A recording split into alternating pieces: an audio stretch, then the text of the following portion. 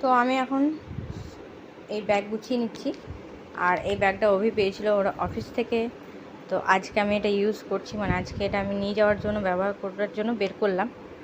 তো ব্যাগটা বেশ ভালোই আছে ছোটোর মধ্যে।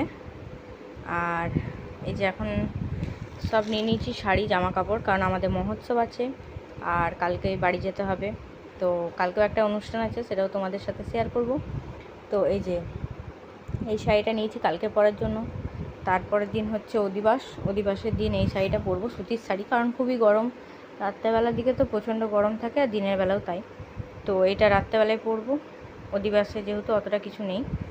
আর তারপরের দিন কীর্তনের দিন ভাবছি এটা পরবো।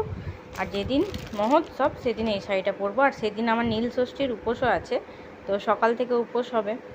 তো আর কি এই জামা কাপড়গুলো নিয়ে নিয়েছি, এগুলো এখন ব্যাগে ভরবো।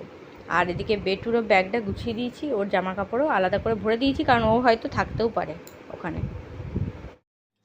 আচ্ছা, ব্যাগ তো আমি গুছিয়ে নিয়েছি, কিন্তু ব্যাপারটা হচ্ছে যে আমি এটা কতদিন থাকতে পারবো সেটা হচ্ছে মেন প্রশ্ন।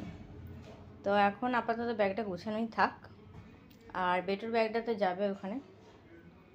তো যাই হোক, কালকে একবার নিয়ে যাব এটা, আবার আমি যখনই আসবো তখনই নিয়ে আসবো, কারণ আমি তো আসা যাওয়া করতে হবে আমাকে, ওখানে পুরোপুরিভাবে থাকতে পারবো না। তো দেখা যাক কতদিন এই ব্যাগ নিয়ে থাকা যায়।